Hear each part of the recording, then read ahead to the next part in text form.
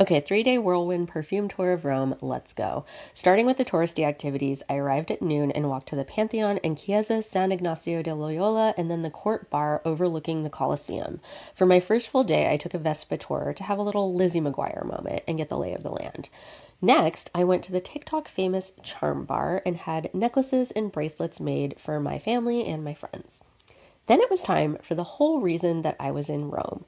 I was participating in the Premio Aramata Literary Perfume Exhibition and Competition. There were about 25 brands participating, including my new friends Andre Simon and Pixtis.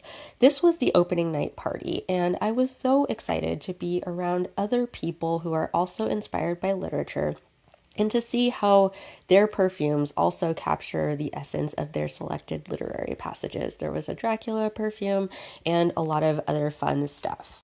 Day 2 was Vatican Day. I took a tour of the museums, and in just a second, here's me stepping on a small child as I pass through the holy doors. A follower told me that the Vatican has a line of perfumes, but I was disappointed that I couldn't find them. I looked all over.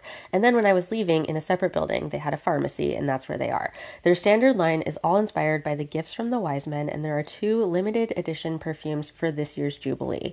I bought Nardo, which is based on spikenard, a precious oil that Jesus was anointed with. I also got the Discovery set, and I will report back. That was exhausting, so I took a few hours before venturing out to the street associated with Giulia Tofana of Aqua Tofana fame. Then I got some pre-dinner tiramisu and found this amazing perfume shop en route to dinner. For all of my goth girlies out there, you must try the brand Coraterno. I loved Punk Motel, and I bought a bottle of No Sleep. The people working at this shop were so kind. They gave me a bunch of perfume samples, and I just absolutely loved everything about the experience. Next, I treated myself to a new leather journal with hand-dyed Florentine paper from Manufactus. They also had scented inks. Then I had dinner at Poldo e Giana and stopped by the Trevi Fountain. For my last day in Rome, I headed to Fragrance Road, which is Via Vittoria. My first stop was Zielinski and Rosen, and I loved the old apothecary-style bottles, and all of their scents come in multiple formats from perfume oils to room sprays and soaps. I got a set of 3 10 milliliters. There were a couple of smaller Italian stores that weren't open yet, and there's also your standard fare like Le Labo and Nishane. My last stop was Campo Marzio 70, and wow, did I love this store. If you love niche perfumes and want a wide selection of familiar favorites and exclusives, this is the store for you.